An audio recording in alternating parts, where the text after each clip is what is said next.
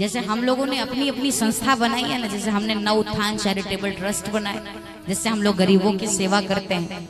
आपने भी अपनी कोई समिति दुर्गा पूजा की बनाई होगी, सबने अपनी अपनी समिति।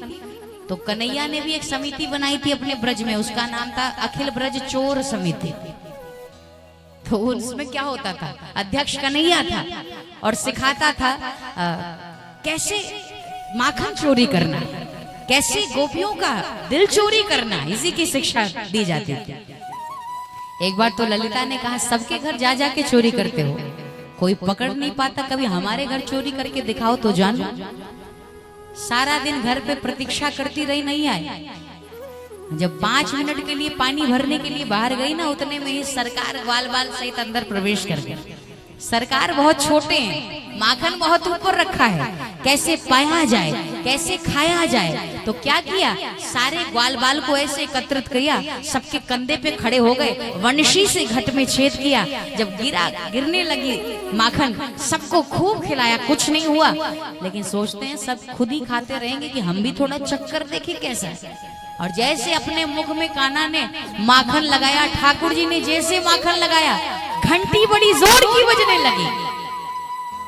और घंटी बजने लगी और जैसे ही घंटी बजी, ललिता ने पानी छोड़ा और पानी छोड़कर ललिता दौड़ी दौड़ी चली आई। और आकर के ललिता कन्हैया का कान पकड़ा और नीचे उतारा। उतरते ही सारे ग्वाल बाल गायब। महाराज कन्हैया ने चिल्लाना शुरू, अरे बड़े दुष्ट निकले तुम लोग, अपनी बारी थी तो साथ देते रहे, हमारी बारी आई तो सबके सब गायब हो गए। ललिता ने कहा अब ये चिल्लाना बाद में बड़े नंबर 1 के चोर बनते थे ना, जानते हो, हमने तुम्हें पकड़ लिया। कन्हैया ने कहा क्या फर्क पड़ता है। ललिता ने कहा अब मैं क्या करूंगी तुम्हें पता है। कन्हैया ने कहा क्या करोगी। ललिता ने कहा जेल भिजवा दूंगी तुमको। कन्हैया ने कहा अच्छा जेल भिजवा दो, तो भिजवा दो ना, इसमें जेल जाने से भला कौन डरता है। ललिता ने कहा क्यों, तुमको जेल जाने से डर नहीं लगता।